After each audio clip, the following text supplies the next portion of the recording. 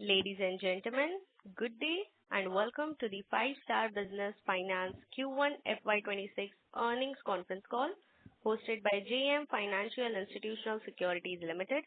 As a reminder, all participant lines will be in the listen-only mode and there will be an opportunity for you to ask questions after the presentation concludes. Should you need assistance during this conference call, please signal an operator by pressing star then 0 on your touchtone phone. Please note that this conference is being recorded. I now hand the conference over to Mr. Ajit Kumar from JM Financial Institutional Securities Limited. Thank you and over to you, sir. Thank you, Shruti. Good morning, everyone. I am Ajit Kumar from JM Financial. Welcome to 1Q FY26 earnings conference call of 5-Star Business Finance. To discuss the company's earnings, we have with us Mr. Lakshmipathy Deenadayalan, Chairman and Managing Director, Mr. Rangarajan Krishnan, Joint Managing Director and CEO, Mr. Shrikant Gopalakrishnan, Joint Managing Director and CFO. On behalf of JM Financial, we thank the senior management of 5-Star for giving us this opportunity to host you today. I now invite Mr. Pathy for his opening remarks. With that, over to you, sir. Thank you, Ajit. I welcome everyone for this earning call and thank everyone for taking up this call in the morning. With me, Ranga, the CEO, and Shrikant, the CFO, we three jointly take up this earning call. Let me not run through the numbers because I know the numbers are with you for some time. Instead of getting into the numbers, I want to take you through on the 5-Star's thought and aspect and remedies what we have been doing on this pain point. So let me start. In this financial ecosystem, the pain do not start with one and end with the same. It affects the entire ecosystem, but the pain differs from lender to lender. One who has better underwriting and good collection infrastructure will have the least pain. Yes, from 5-Star's Q1 performance, the number shows the pain. If compared with others in the segment, then we will realize the stress is far lesser for us. As I said, I want to spend some time with you all on following points. What is the cause for this pain? Where is the pain coming from? What are the remedies taken? Where are the early signs of improvement coming from? And what is our outlook for financial year 2026? Let me begin with the very important question. What is the cause for this pain? Yes, you all know it is over-leveraged, highly indebted, low financial literacy in small ticket borrowers, which has led to this over-leverage. Last 24 to 18 months, we saw high spurt in credit moving towards this segment in the form of microfinance, personal loans and credit cards. To add to this, the states like Karnataka, the ordinance which was enacted early this year has added more pains to this.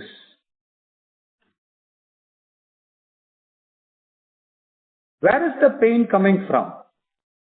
We see the pain in small loan borrowers, to be more specific, below 3 lakh ticket size, and customers from risky locations and colonies.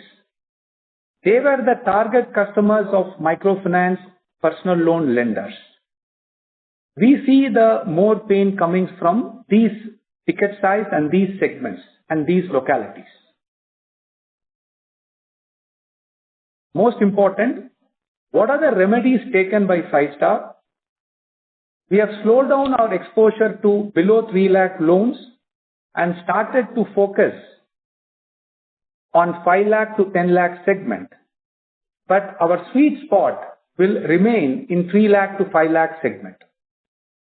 Even in 3 lakh to 5 lakh segment, highly indebted customers and customers from risky locations and colonies are avoided.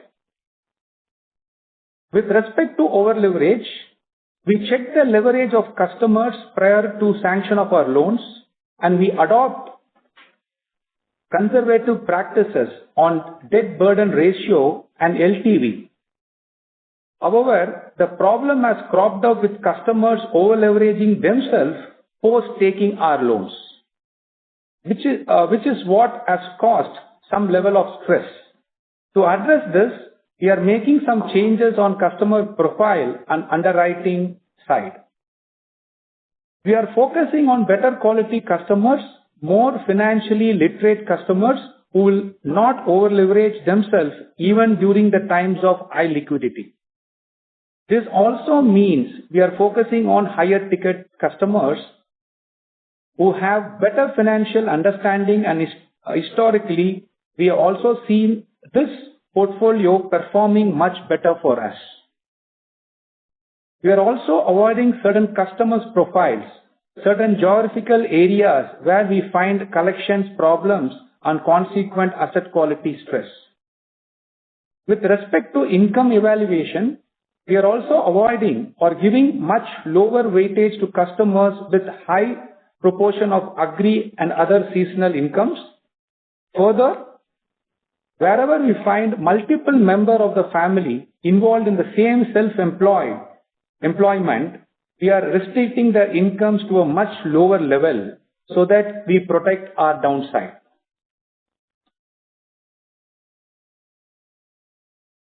Where are the early signs of improvement coming from?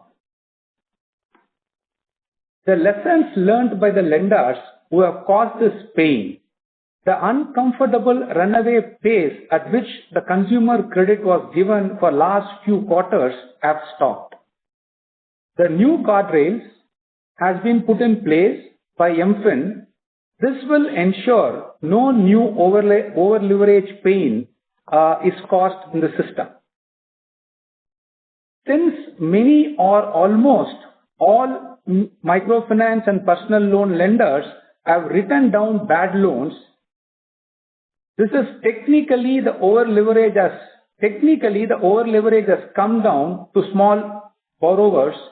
Hence, secured lenders like us will start seeing pickup in collections going forward. To be more data specific, our July month collections till now, comparing with April month, has shown good improvement both in U1, C1 and collection efficiency. Finally, coming to our outlook for the financial year 2026, this quarter, July, August, September, this quarter will see the pain to continue, but will get stabilized by quarter end. Second half year, from December and March quarter onwards, we will see improvement in growth, collections, and leading to better asset qualities. Hence, we are not revising our growth and profit guidance of 25% growth and 12 to 15% profit for the financial year 2026, which we gave last quarter. If any out of control happens due to external factors, we will come back on this. The credit cost guidance for the full year will be in the range of 1.20 to 1.25%.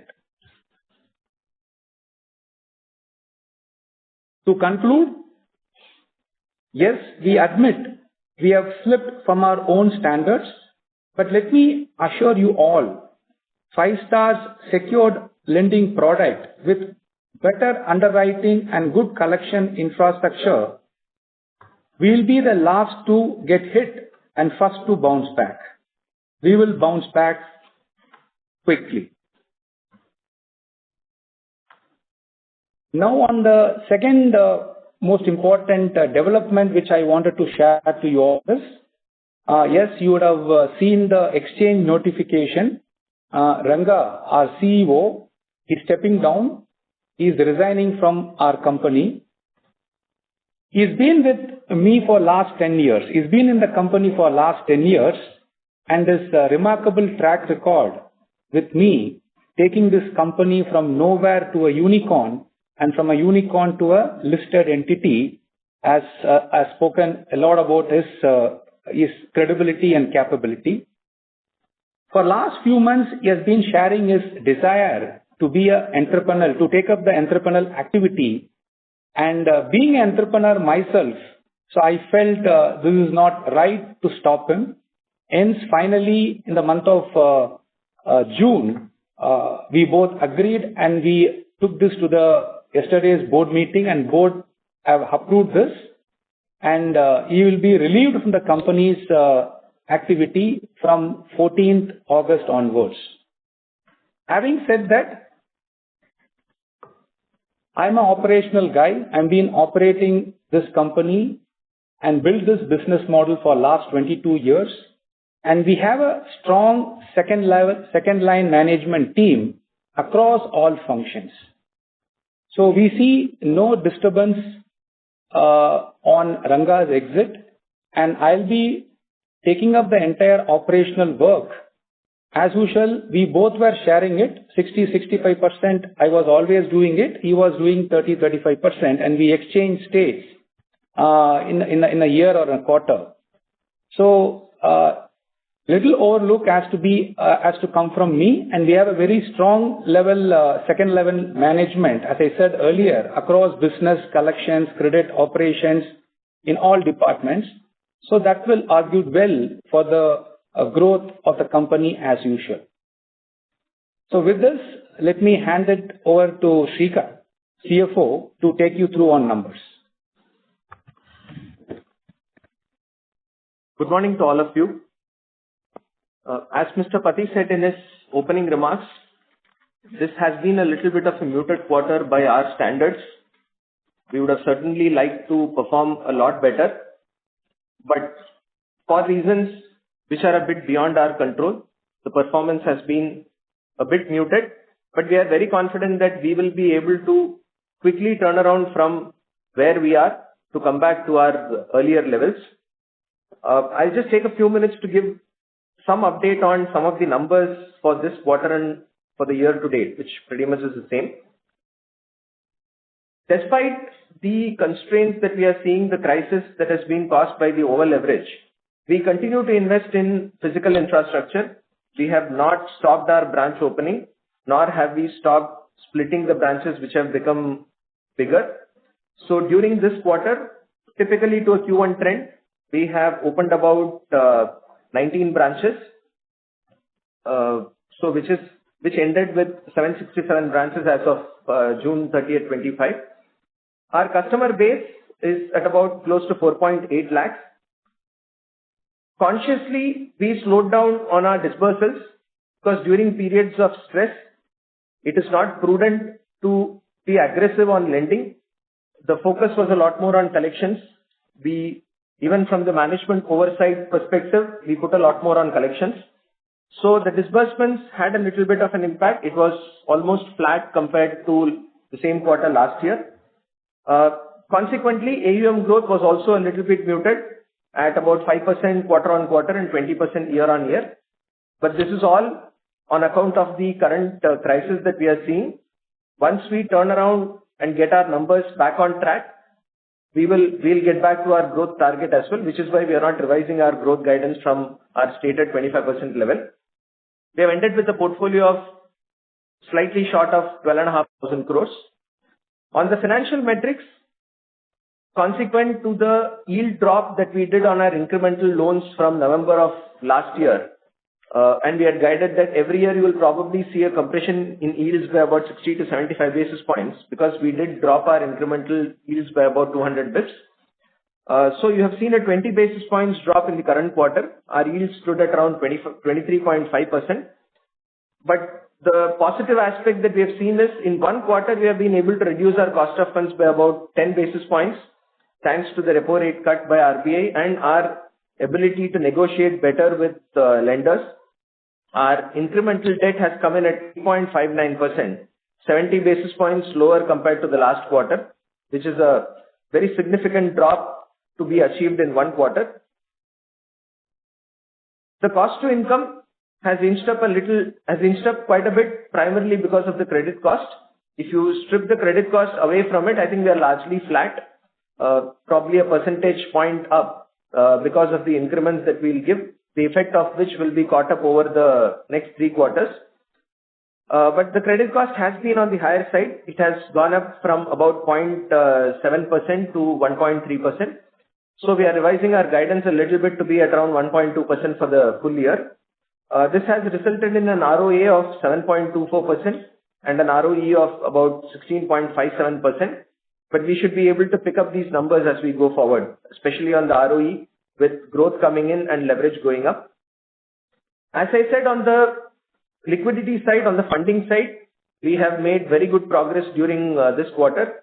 So we have, while the quantum raise has been a little lesser, given typical seasonality of first quarter, but the cost is extremely attractive. And also during the quarter, we have had our outlook on our rating increased from stable to positive, both by India Ratings and CARE Ratings. So hopefully that shows the trajectory of the ratings to come in the next few quarters. Overall, for the quarter, we had clocked a profit after tax of 266 crores, which is 6% growth on a year-on-year basis. But compared to the last quarter, it was down by 5%, primarily on credit cost. We also maintain a good level of provision coverage. So if you look at the overall provision coverage on the portfolio, it has gone up from 1.63% to 1.94%. And on stage 3, we continue to maintain more than 50% of provisions. This also has a good amount of overlays that we have built on customers where we possibly saw some kind of an over-leverage stress, people who moved stages in the same quarter, moved multiple buckets in the same quarter. So the number that you are seeing has a good amount of overlays. As we go forward and our asset quality gets better, hopefully we will start seeing some release of these provisions, or the necessity to build incremental provisions will be a lot lesser. Our net worth stood at a little over 6,500 crores. So the task before us is cut out. We have taken necessary remedial measures and we are completely focusing on what to be done to ensure that 5-star gets back to its own standards. And that is something that will keep us busy for the next 1 to 2 quarters. Hopefully, we'll keep meeting you as we go forward with better numbers. So we'll take a pause and happy to take the questions from any of you. Thank you. Thank you very much. We will now begin the question and answer session. Anyone who wishes to ask a question may press star and 1 on their touchtone telephone. If you wish to remove yourself from the question queue, you may press star and 2. Participants are requested to use handsets while asking a question. Ladies and gentlemen, we will wait for a moment while the question queue assembles.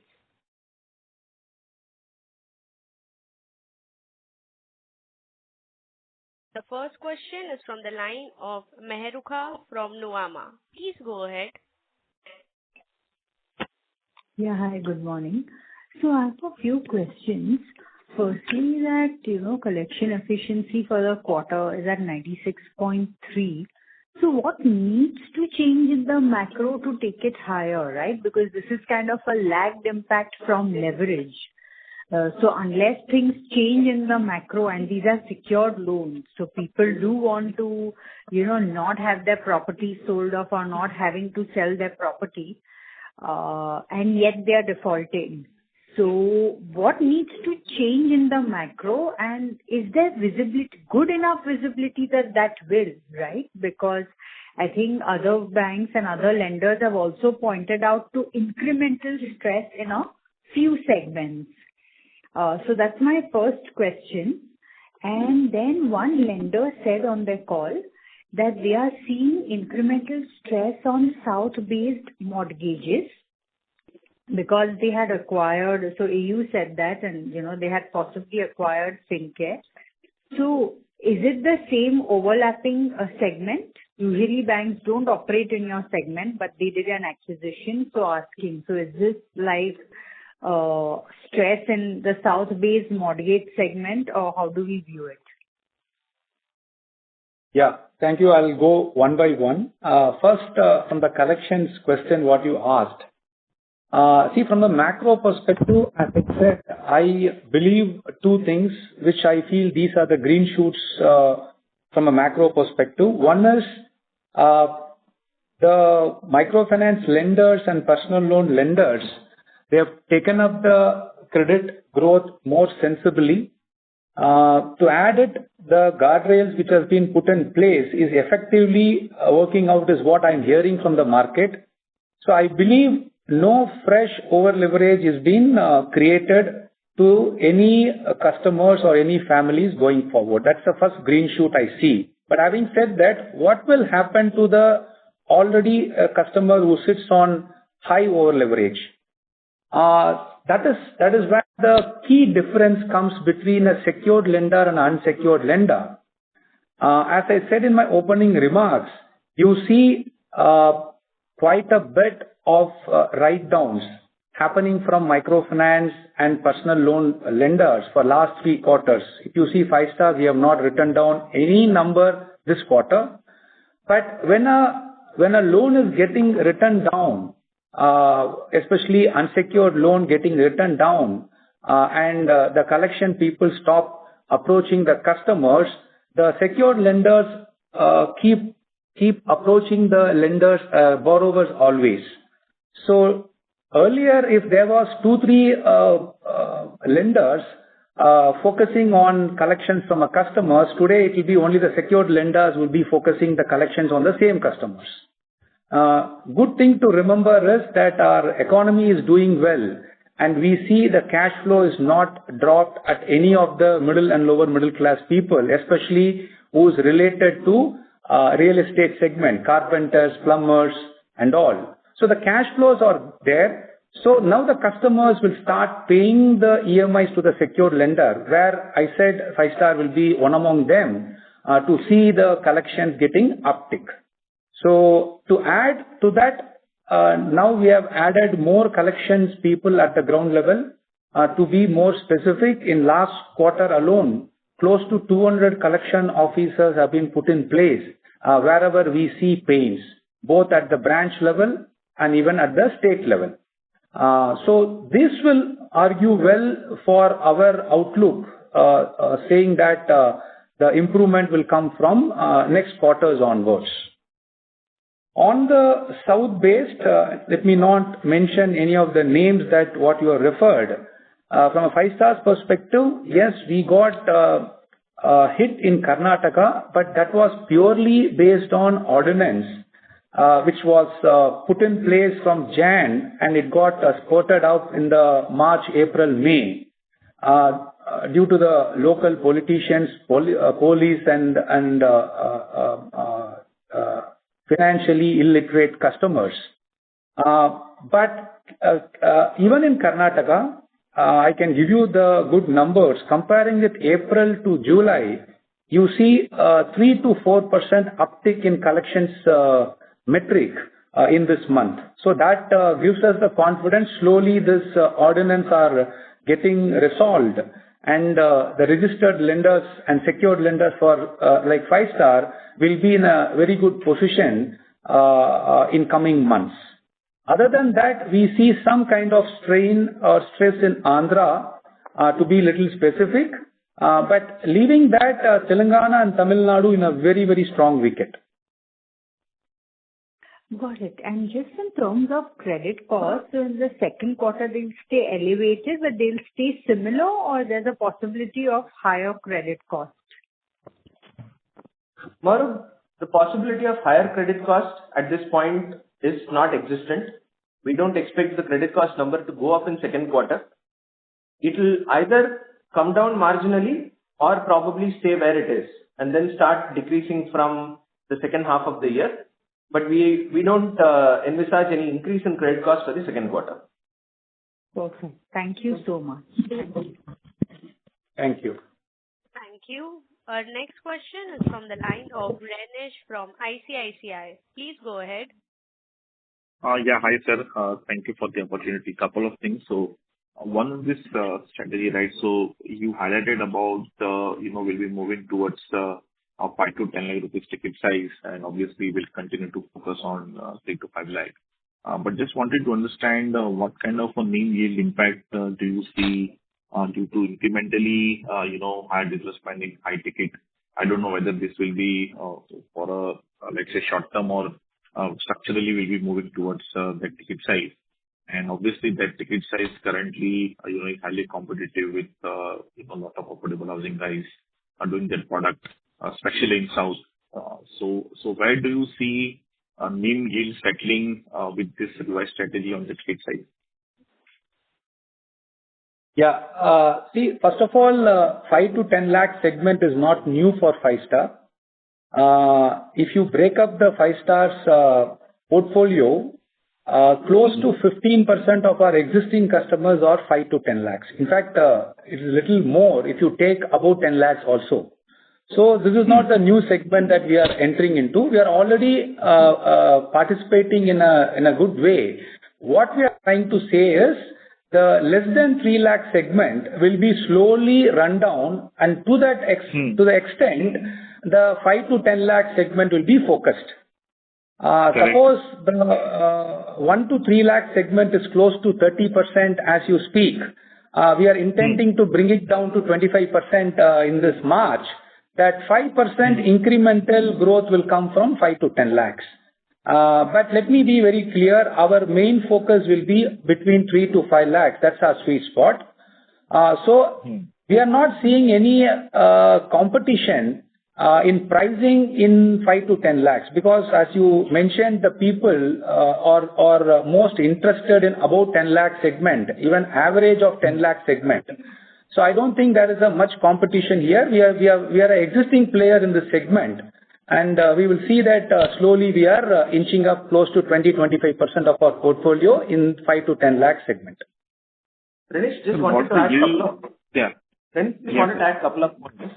See, one is when we are talking about 5 to 10 lakhs, we'll be more closer to 5 lakhs than to 10 lakhs. So it is not like a segment where we are going to tread on the feet of the others. It is still a segment that is not focused by many of the players. The second, our confidence also comes from the fact that we had dropped the rates by 200 basis points. So to that extent, there is more competitiveness in Five-Star today to reach out to this segment and meet their demands.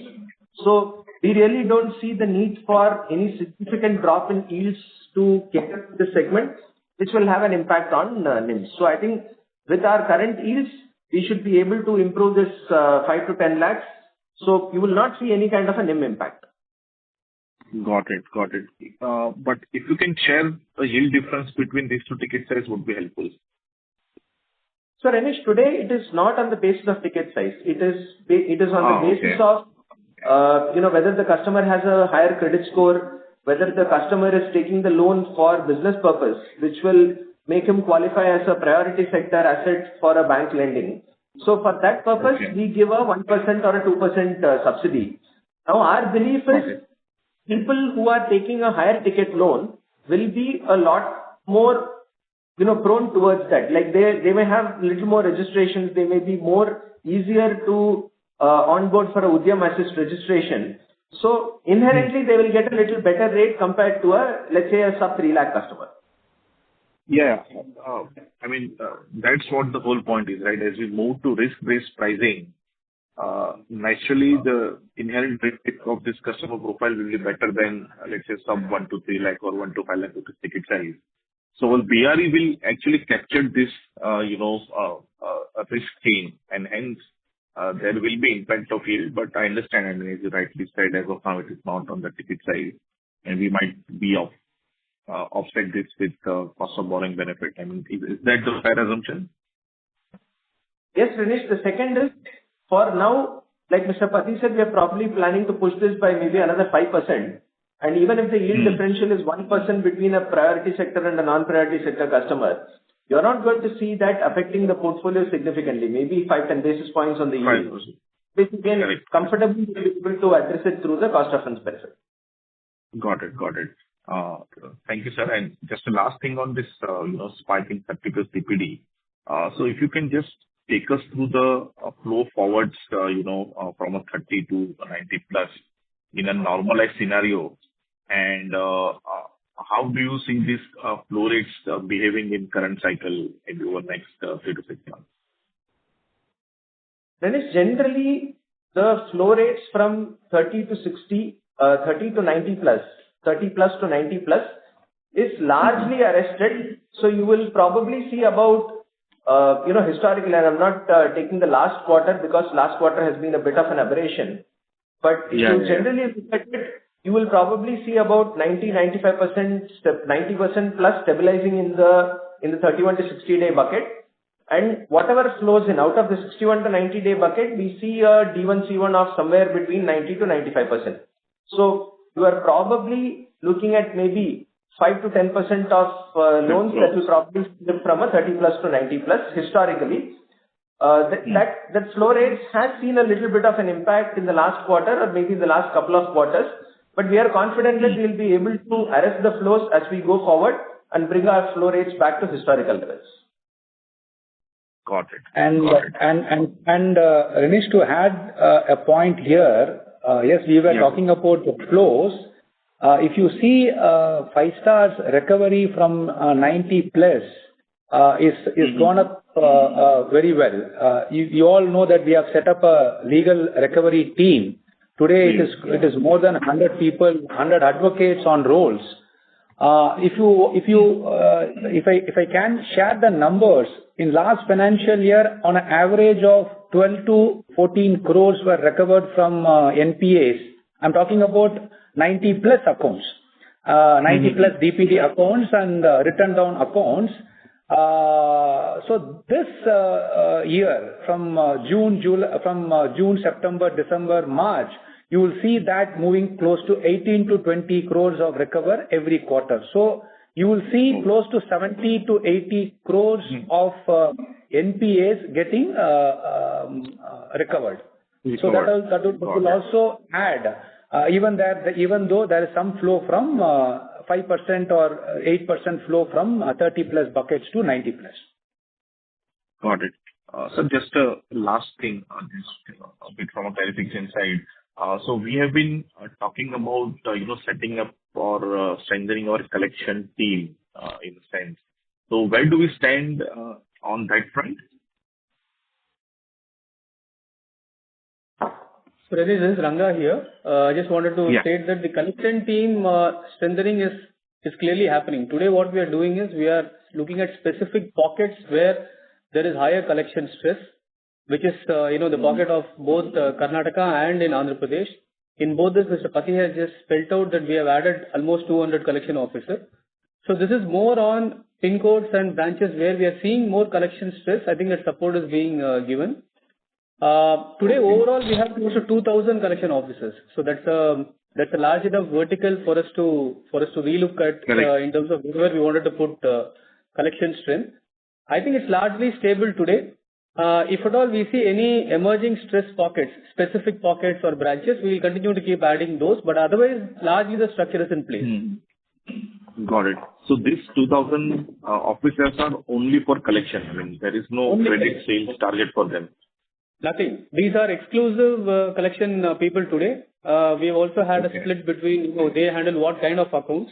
The collection team today handles all the DPD accounts. So they only handle the arrear accounts. So there is more focus, specialized focus given by the collection team, while the business team handles all the current accounts only.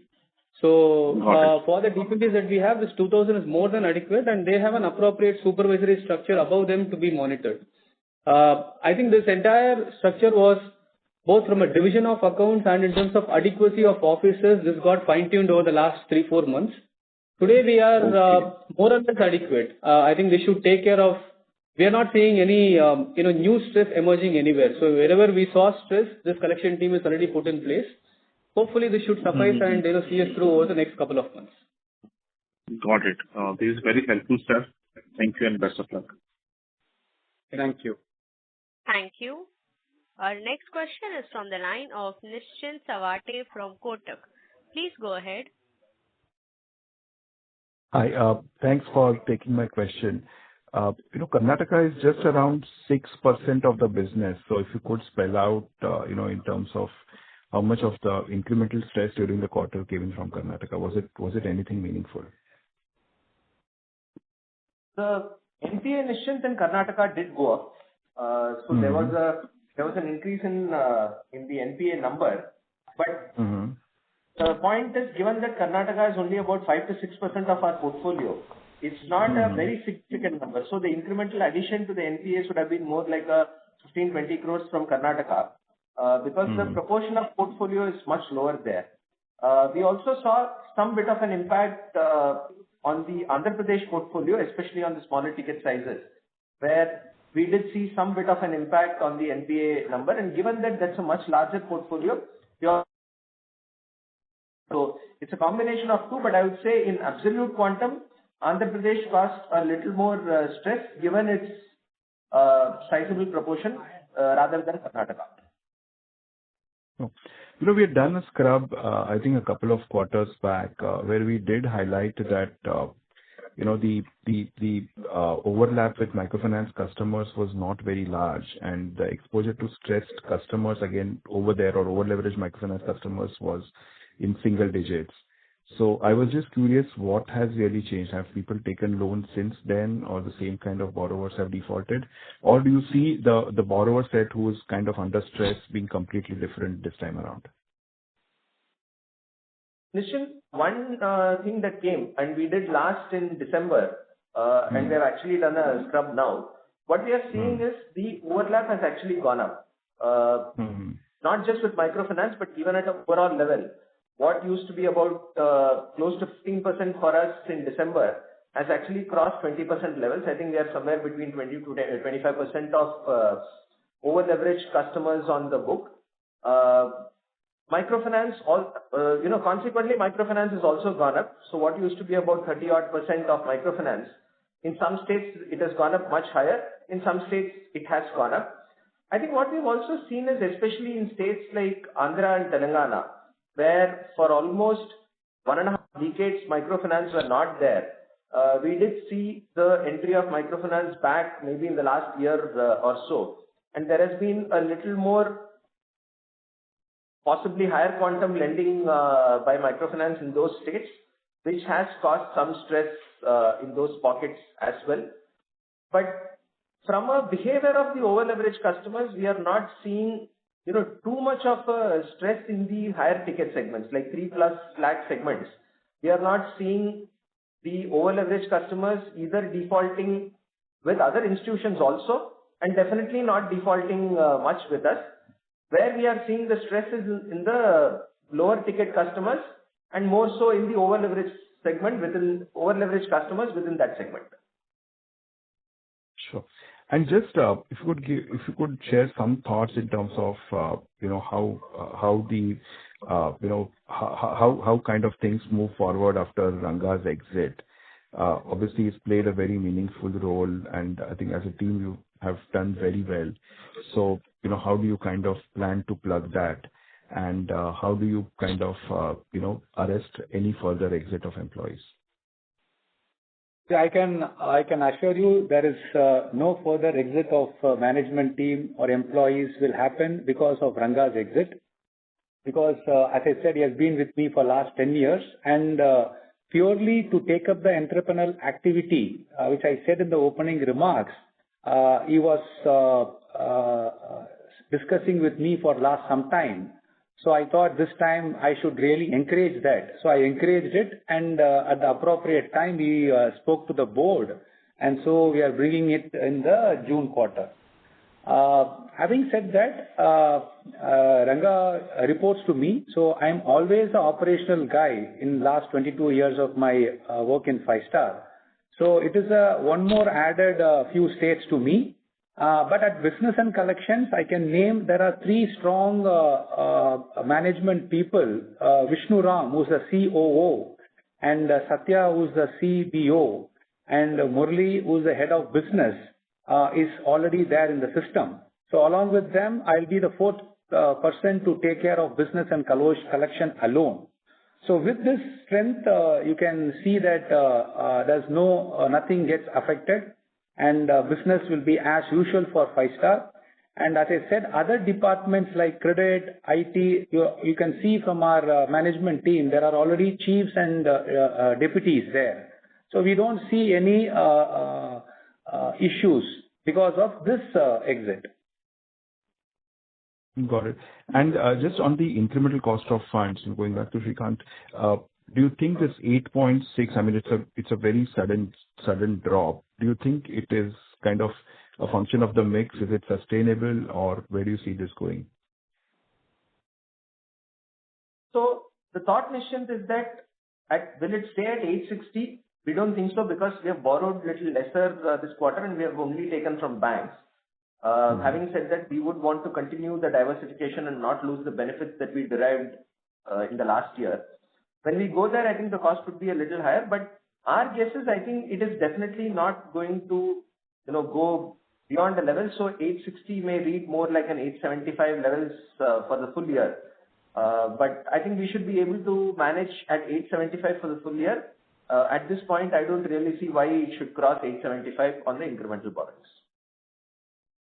Got it. And best wishes to Ranga for his future endeavors. Thank you, Nishant. Yeah. Thank you. Our next question is from the line of Parag Zariwala from White Oak. Please go ahead. Yeah, thank you. One question is, if you can just elaborate that in 1Q, let's say April, May, June, how has been the collections and any DPD movement has taken place, if you can, just to know that whether the pain was more in the month of April, May, or it was more in the month of June. That is one question. Secondly, one question is that how are you approaching the DPD customers currently? I mean, are you started now proper recovery in the sense that giving notices and possessing the property, or are you still willing to give one or two installment time and then proceed with the harsh recovery, if you may call it? So yeah, these are my two questions. Parag, let me go one by one. I think first from the performance of last quarter, April, May and June, more or less, all the 3 months were reacting a little lower comparing to our standards of collections. So there's no much difference between April was good or June was good. All 3 months was not good as per our standards. But July onwards, since I shared my numbers, my performance with you, July looks really impressive. If this impressiveness continues in August and September, you will see much stronger stabilization in the Q2, and that will also seed us to better collections in Q3 and Q4, as I stated earlier. On the second point, DPD's focus, when Ranga answered a question, we were very clear that now the accounts, both current customers who have no DPD and customers who have DPD is being segregated, and the customers who have no DPDs is being handled by the business team. So they are much softer customers, much easier to handle, and mostly they will get the EMIs cleared by themselves. So that leads to only DPD customers. The entire DPD customers, or what we call hurrier customers, are handled by the entire collection team. The 2,000 officers and more officers to join in this quarter, along with the supervisory layer, now they are starting to focus only on the DPD customers from April onwards. So we have seen a good improvement in this quarter beginning onwards. So that's where we have changed our approach. The team that was handling both the current and arrear was now being split. The current is now handled by business team who are sourcing the files, and the entire arrears is being handled by the collection specialist who will focus and follow up with the customers more so that your EMIs are recovered on time. Okay. Understood. Thanks. Thank you. Thank you. Our next question is from the line of Vikas Mistry from Moonshot Ventures. Please go ahead. Yeah, thanks for the opportunity. So just harping on the same point of collection efficiency, can you quantitatively define that what has been the collection efficiency in August? Can you come back? Yeah, just on collection efficiency, as you say that we scrub data in December, again, the overlap is higher, and we continue to see collection efficiency dipping. But what gives you so much confidence that we will not be having higher credit cost? And can you give me quantitative figures on August collection efficiency numbers? So you see, it's still there are 3 more days to go, and you will have some good amount of collection efficiencies coming in the last 3 days. So at this point, like Mr. Pati said, compared to the first month of last quarter, we are better off. But I don't think we'll be able to give any specific numbers at this point. Like, you can connect after the month end. After the month end, we can see if we can give some information to the entire public. Let's see. I don't know how we generally we don't have a practice of publishing information to specific on a month end basis or on the performance of the month. But let's see if we can do something. But what we are seeing is the trend is definitely improving compared to the first month of last quarter. It's looking better. Yeah, thanks on this disclosure if you could able to give. And second is that on over leverage. So how can you quantitatively define how much tightening of new loan generation we have done? Let's suppose earlier we were giving loans to the customers which are having maybe 2 loans. And what is the condition right now to address this over leverage crisis not happen in future? See, because prior to the sanction of a loan, we always had a very stringent underwriting mechanism. As we discussed, we take all the obligations of the customer, and after knocking the obligations from the incomes, we only go for a 50% debt burden ratio. So our underwriting was quite stringent. The problem is once you have given the loan, there is no way that you can protect the customer or stop the customer from not over leveraging himself. And given the profile of our customers who are not very financially literate or savvy, when liquidity is available, they will go and over leverage themselves. So that was the problem that we saw, which is where in his opening remarks, Mr. Pati addressed this. Today, we are moving away from this profile of customers. We are getting to a little more higher quality profile of customers whose financial understanding is a lot better and who will not over leverage themselves for frivolous reasons even when liquidity is available. So the question is not about how many lenders have given to them before we sanctioned the loan. That was always under our watch. The problem was how many lenders gave money to that particular customer after we have sanctioned the loan. Moving to a different profile of customers, we believe that will get addressed. And obviously the guardrails that microfinance have put in should also ensure that the over leverage problem does not crop up again. Totally understand. Because one point to add here, because if you can look at the number of offices that we have and the number of branches that we have, both have significantly gone up. But despite that, if you look at the disbursements, it's more or less flat. That only shows you that even though the sourcing is volume is high, we are that much more choosy in terms of whom to give and whom not to give at this point of time, which means the rejections in credit level has gone up. So it's a tightening right at the sourcing level in terms of at least potential customers who we think might get over leveraged in future. Those are trying to get arrested right at the sourcing stage. Yeah, that's understood. Okay, fine. That's all from my side. Thank you. Our next question is from the line of Subhanu Bangal from Three Head Capital. Please go ahead. Hello. Yes, sir. You're audible. Please go ahead. Yeah. My question on cost to income ratio. This quarter cost to income is almost significantly gone up. What is the guidance going forward? Shubhanu, so like we said, the cost to income has gone up primarily because of credit cost going up. Yeah. So if you break up the 41%, I think it's broadly 33% cost to income and about 8% of credit cost to income. So That 33% will be largely range bound. We should probably see somewhere around 30 to 32% of cost coming in, because this quarter also has the increment impact, right? You have not seen incomes fully coming in, but the cost is starts hitting from day one. The credit cost should also normalize because we have taken a good amount of provisions. So our belief is the cost to income should stay somewhere around 35 to 37%, at least for this year. From H2? From H2, that's right. Yeah. My second question on AP. What is your AP collection efficiency improved from the June quarter? July. In July? So for July? Yes. Yeah. So Shubhanu, like I said, July is still not over. We still have 3 more days to go, and there are quite a good amount of collections that generally happen in the last 3 days. So at this point, even AP is looking better compared to April, which is the first month of last quarter. We'll probably be able to give you the final data only after the month end is over. Okay. Thank you. Thank you.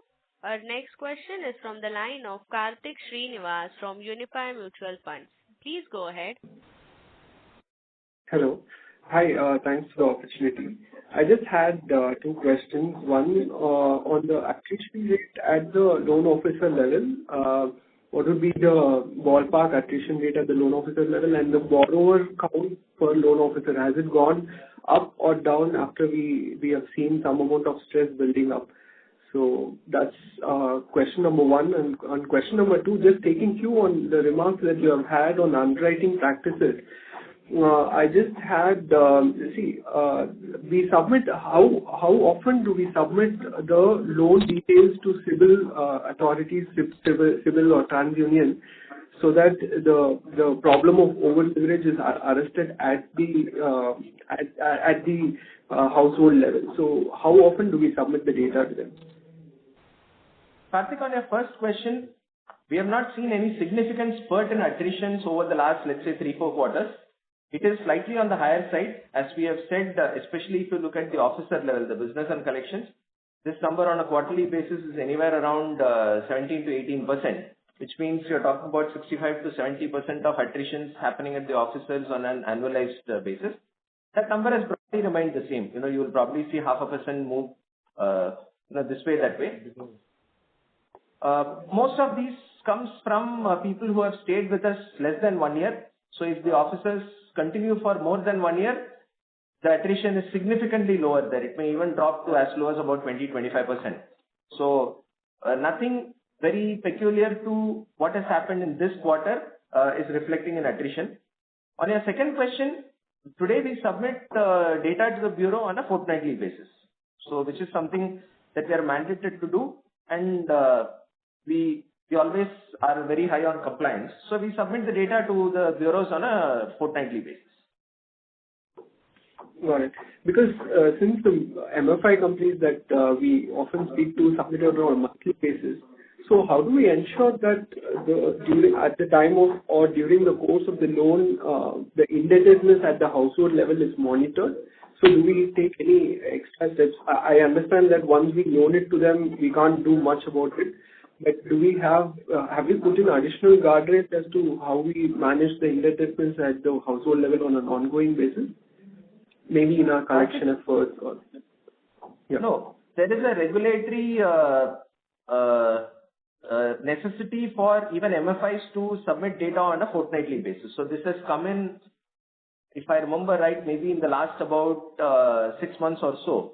So today every institution has to submit data to the bureau on a fortnightly basis. So it is not the earlier practice of where people submit on a monthly basis. So at best you are probably taking a risk for 15 days and not beyond that. Okay, got it. Thanks. Thank you. Our next question is from the line of Raghav from Ambit Capital. Please go ahead. Hey, hi, good morning, and I have 3 questions. So one is just a clarification question that your credit cost guidance of 1.3%, that's on total assets, right? Not on gross loans. Gross loans, it would be more like 1.6, 1.7. Our ratios are on total assets, average total assets. Understood. Secondly, see, how are you thinking about recoveries? I ask this because in this quarter, you haven't written off any loans like you mentioned, and if I look at the trend for last couple of quarters, there have been some write-offs. And also in one of the previous calls, I think you had mentioned that there was some pressure on customer cash flows, if I remember it correctly. Today, you seem to sound a lot more positive on that aspect. So is your assessment that the customer incomes are getting better and will get better, and that will help in repayments? Raghav, let me answer this question. I think the customer's cash flows are not bettered, but it is staying on where it is. My answer was always there was no dent in the cash flows. Is the cash flows are getting better? No, I have not told that the cash flows are getting better. There is no dent in the cash flows. The bigger problems is not on the cash flows. The bigger problems is the over leverage in the EMI capability of that family or that person is caused the confusion in the minds of the customers, whom to pay, whom not to pay.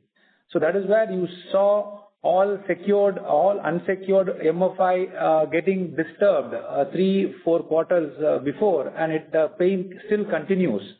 I just saw 4-5 days back MFI's results, one gold standard MFI results, which still shows 8.8% of credit cost, even in the month of June. So that clearly shows the pain points in MFI still continues. So now the customers will realize and has to realize that he has to pay it promptly to the secured lenders. So now the time has come for him to differentiate between the unsecured and secured lenders, which he was clubbing for last few months. Since the collection efforts for the unsecured guys will come down substantially, because you all know that if one EMI is gone, the loan has gone for unsecured.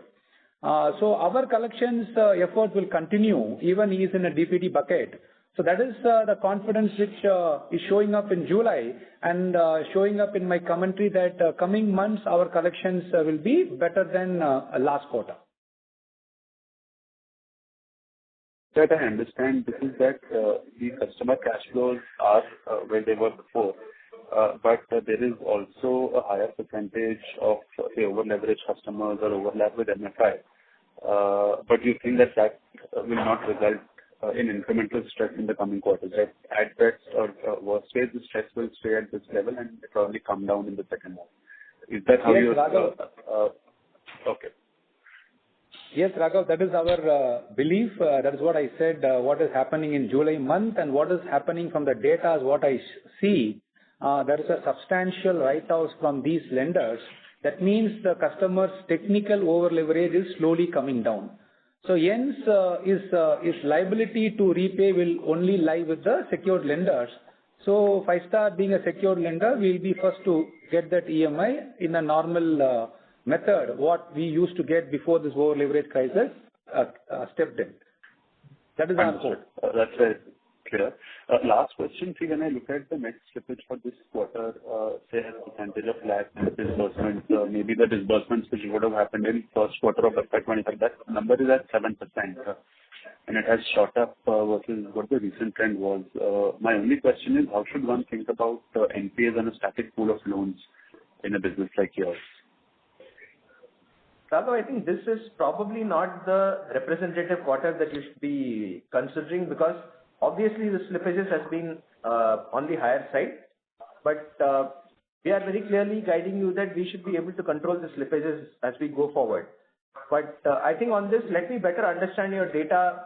We can connect offline.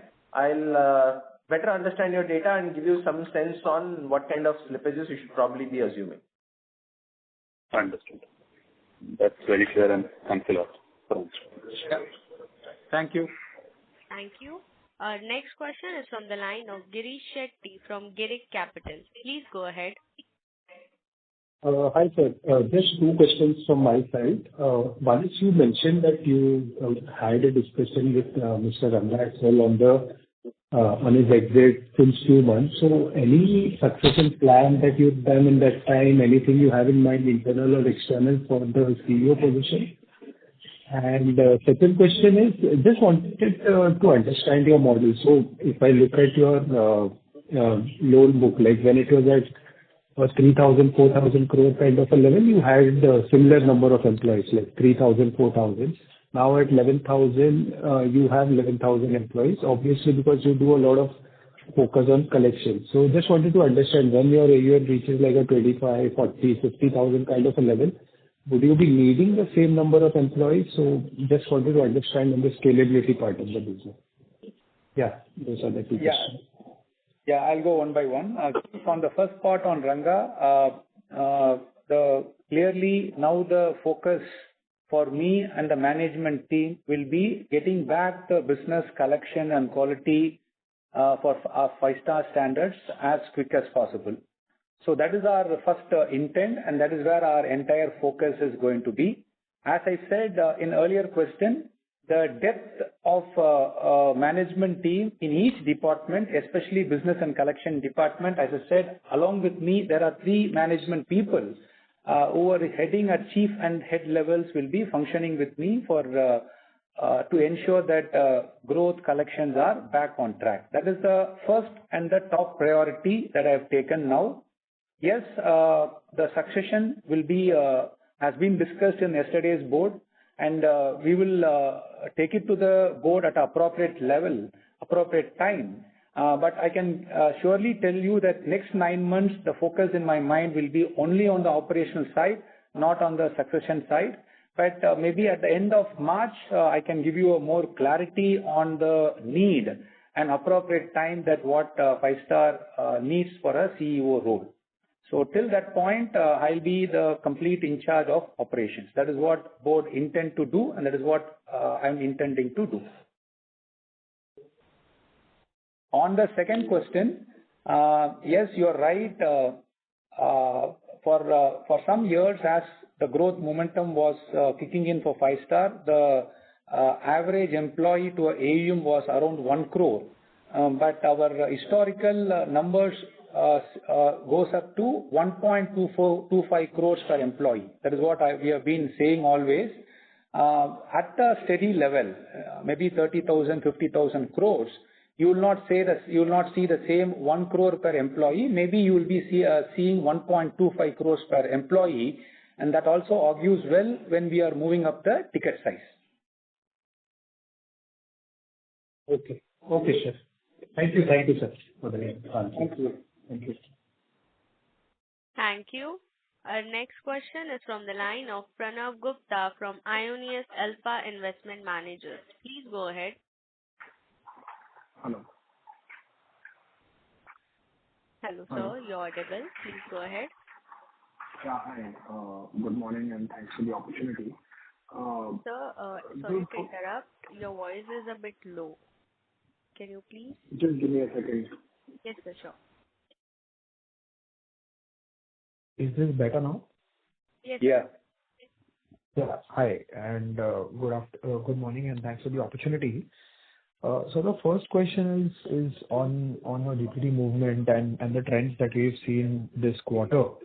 You know, based on the collections that we've seen in July, how do you think about the D1C1 collection efficiency and, you know, flow forward from 0 DPD? Has that stabilized? Do we probably see another couple of quarters of further, downward movement before it stabilizes? How should one think of that? Purely talking on the 0 DPD bucket. Yes, Pranav, I think for this quarter, you will see much stabilization coming into the picture. You will not see much of improvements in DPDs. But as we step into second half, December and March quarter, the growth kicks in. Growth also brings in a good amount of current customers to the current bucket, denominator effect. And you see the collection efficiency and D1C1 are going up in December and March quarter. You will see the improvements coming from December and March. This quarter, as I said in my earlier opening remarks, you will see a much stronger stabilization at the quarter end. Right. Just to follow up on this, you mentioned one could see much higher recoveries coming in from the NPA bucket. Is it safe to also assume that given that we've put in a lot more people in collections on the DPD buckets, you'll see pullbacks coming in from this quarter, or maybe that is something that we sort of start expecting from next quarter onwards?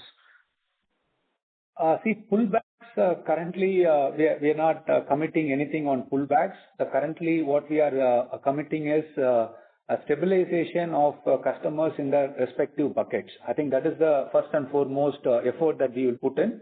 Of course, there will be few customers who will be coming back to the better buckets. What I mentioned earlier on that good amount of recovery coming in, I was mentioning about legal recovery. That is, you recover your money from the deep delinquent customers, 90+ customers and written down customers. That will see close to 70 to 80 crores getting recovered in this financial year is what I mentioned. No, absolutely. That's very clear. The second question is on the OpEx bit. Obviously, this quarter, we saw the cost ratios inch up a little bit purely because of business being slightly on the slower side. But over a 2-3 year perspective, how should one think about cost to average AUM or cost to average assets incrementally?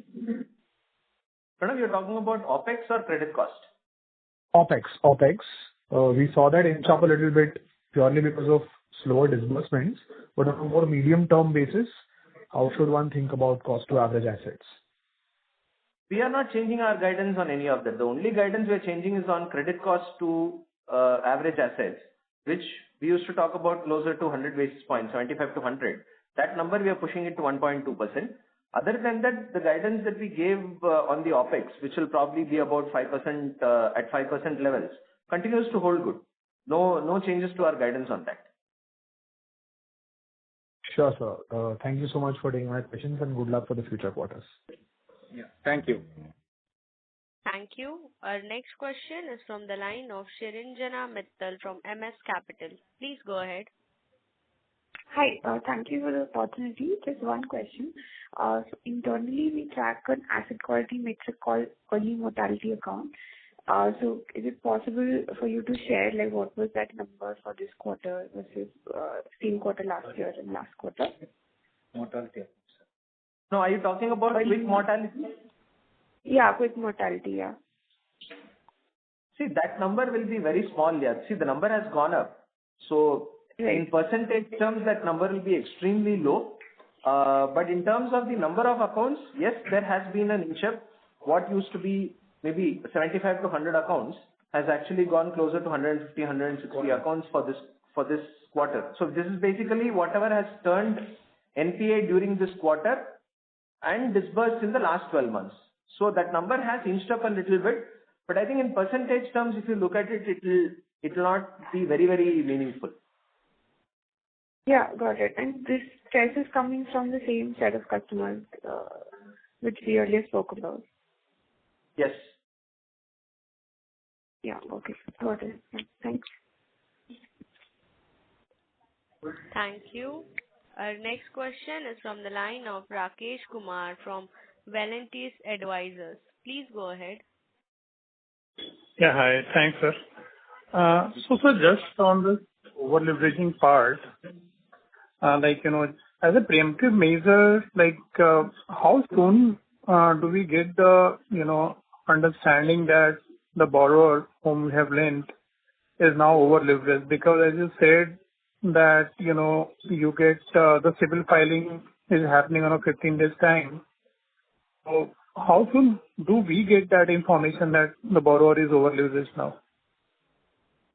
Rakesh, we can get it, whenever we want, because the credit bureaus today have a scrub that they can give us on a anytime you want. But generally, doing this, it has its cost implications also.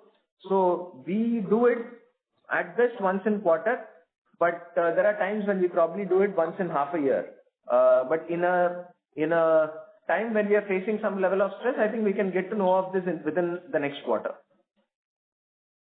Yeah, so I don't know, you will as a practitioner, you will know better that, should we increase the frequency of the same or not, subject to the cost involvement issue. And secondly, after having known that, how soon we can, wind up our positions or maybe increase the security level of the assets from the borrower.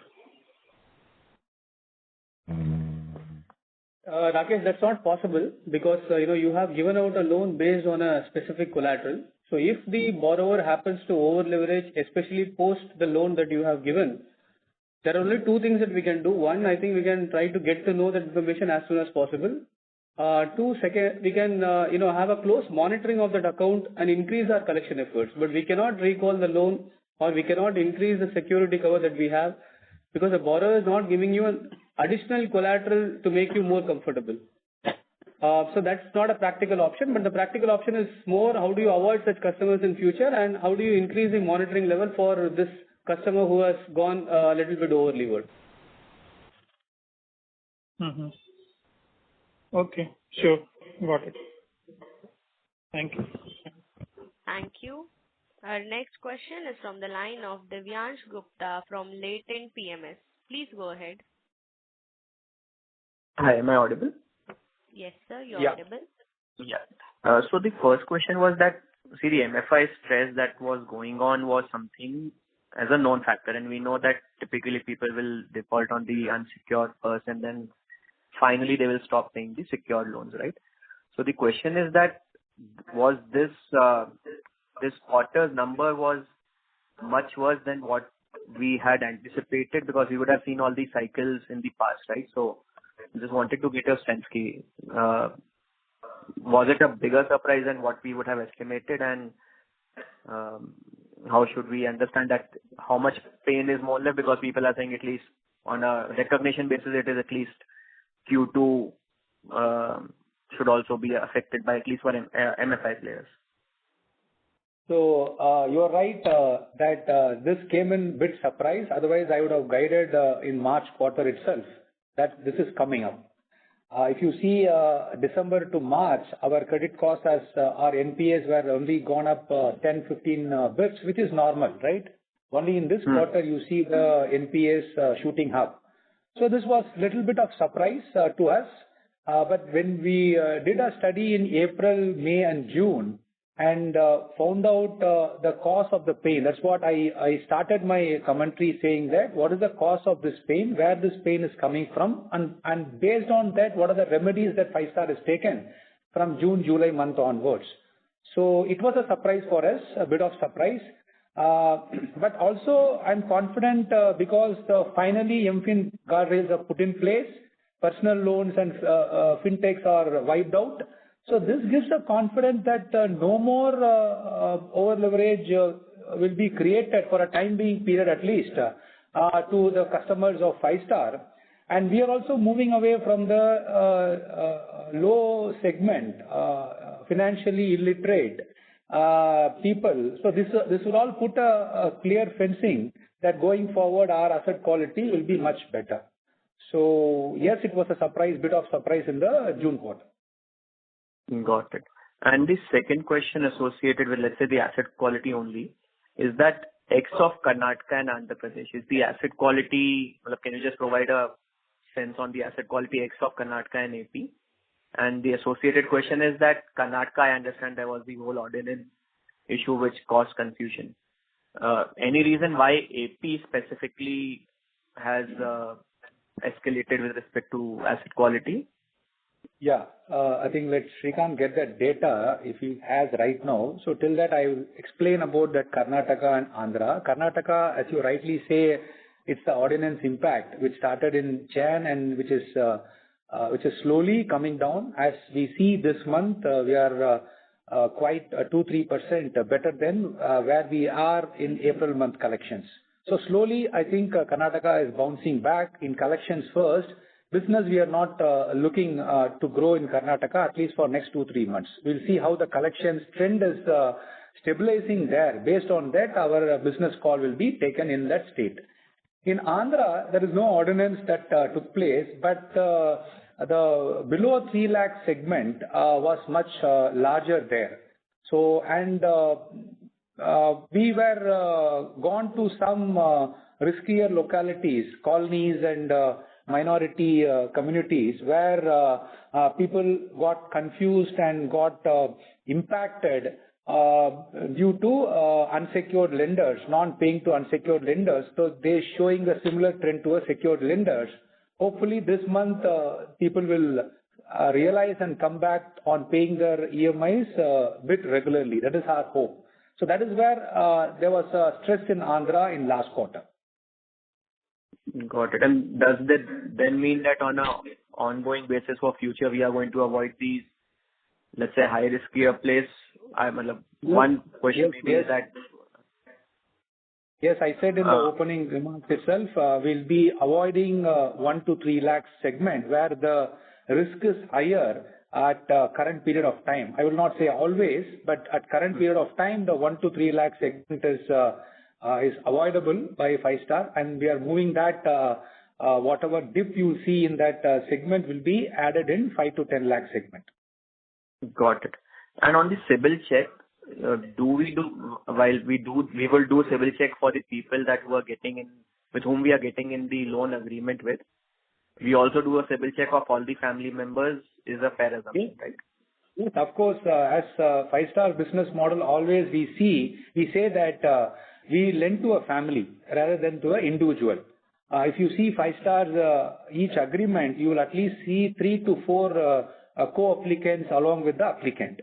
So the entire earning family members will be taken into agreement, and for the entire people, the CIBIL high mark credit bureau checks will be done. Understood. And just the last question, while I'm assuming the data is getting accumulated or processed, is it fair to assume that given, let's say, the situation of NPAs and let's say the leadership transition, housing launch is delayed, or are we still looking to launch something in housing within this year? Nothing is getting delayed here. The planning is quite active. So let me give you some input in the next earnings call. Sure. So Divyash, on the data, if you ask Tamil Nadu and Telangana, like I think I mentioned earlier itself, they are doing much better than the company average. Tamil Nadu's NPA is sub 1.5%, and Telangana's NPA is at about a little over 2%. So both of these are below the numbers for the company.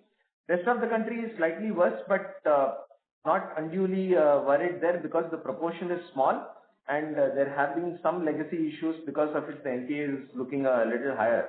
But the two big states of Tamil Nadu and Telangana are performing very well. Got. Understood. Thank you.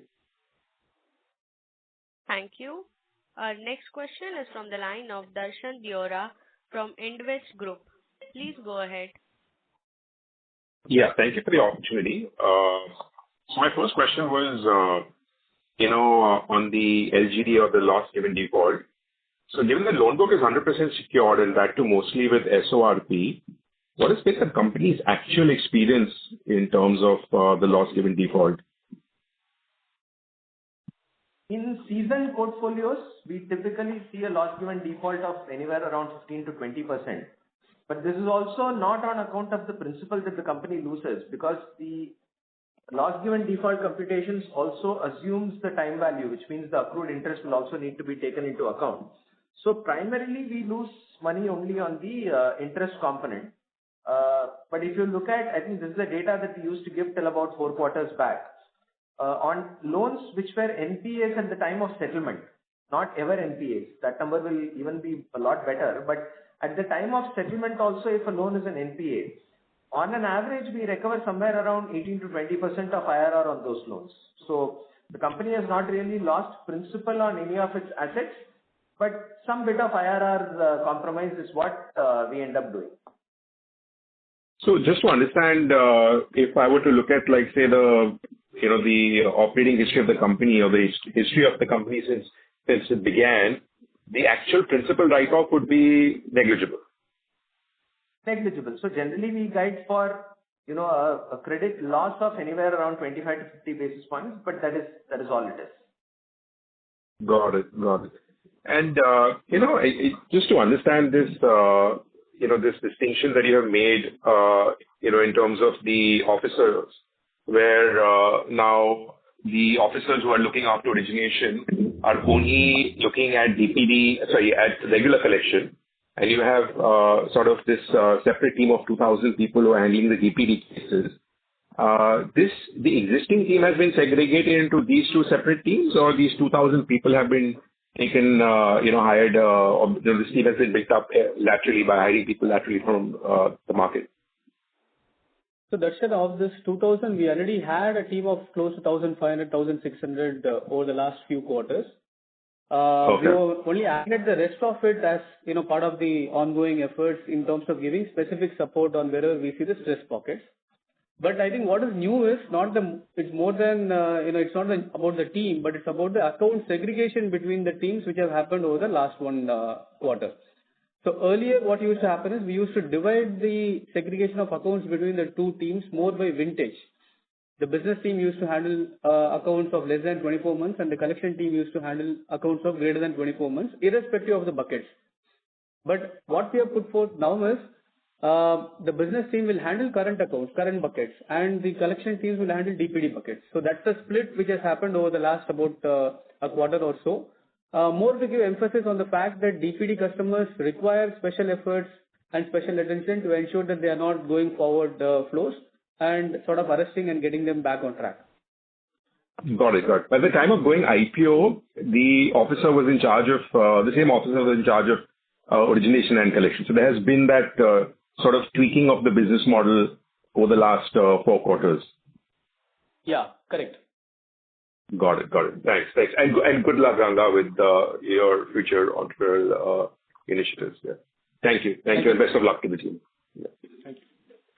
Thank you. Our next question is from the line of Aditya Das, an individual investor. Please go ahead. Hello. Yes, sir.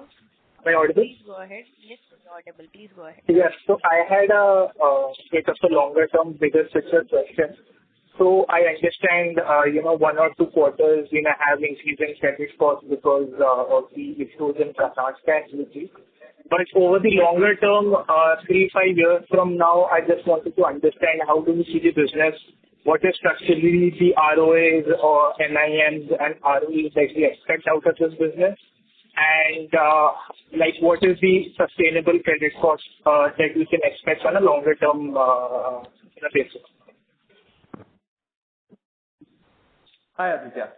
So I think, whatever guidances that we have given to you in the past, and Mr. Pati alluded to this also, is for the medium term.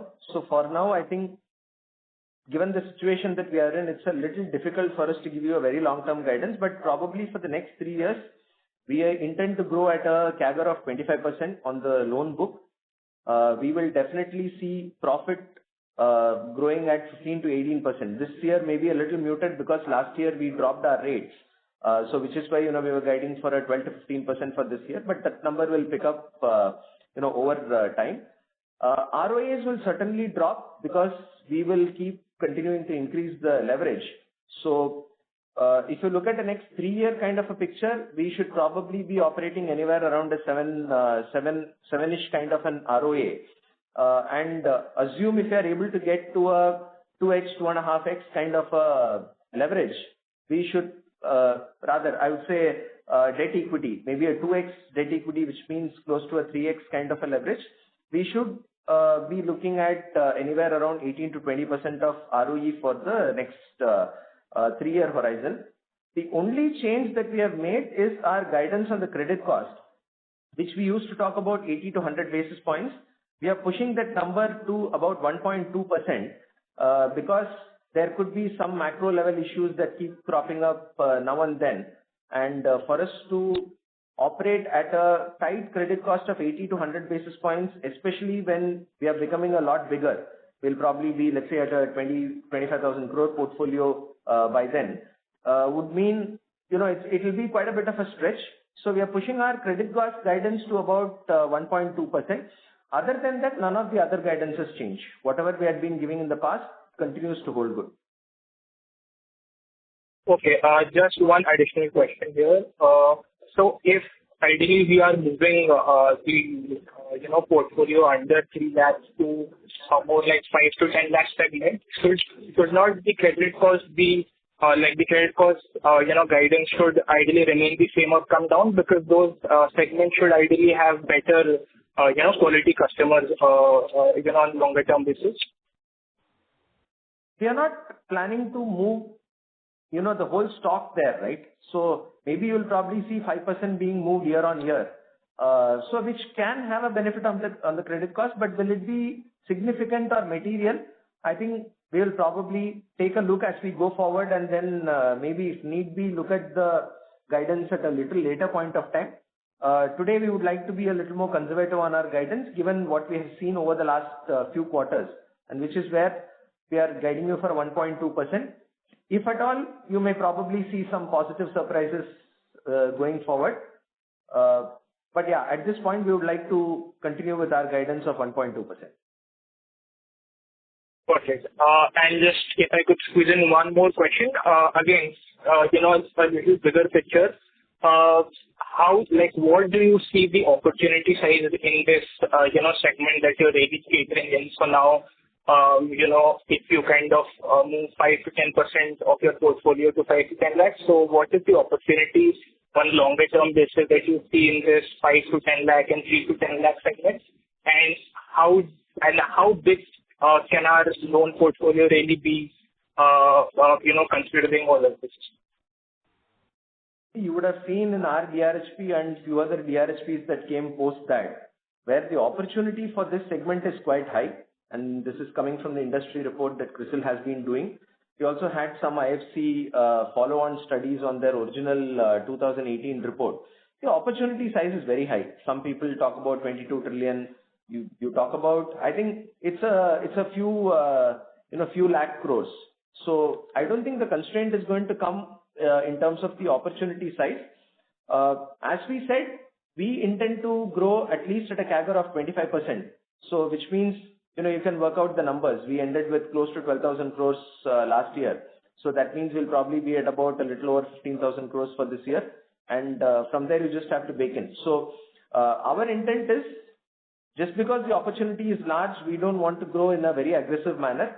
We want to have a growth combined with the right quality of assets that we onboard, which we believe at around 25% levels we should be able to achieve. So that's what we will be targeting. The market size is never going to be a constraint for this 25% growth. If need be, we can grow higher, but we would like to have the quality growth. Good. Thank you so much. That's all. Thank you. Ladies and gentlemen, this was the last question for today, and I now hand the conference over to the management for closing comments. Over to you, sir. Yeah, thank you all for patiently listening and questioning us on the clarity about last quarter's performance. Hope we have given the clarity. As I said in the opening remarks, this is one of the quarter that you see your company's standard coming down a little bit on growth, collections, and quality. This quarter will be a stabilization quarter, and quarters to come, you'll see get back the growth, collections, and resulting in good quality. So with that, connecting you on the next earning call for the Q2 numbers. Thank you. Thank you. On behalf of JM Financial Institutional Securities Limited, that concludes this conference. Thank you for joining us, and you may now disconnect your lines.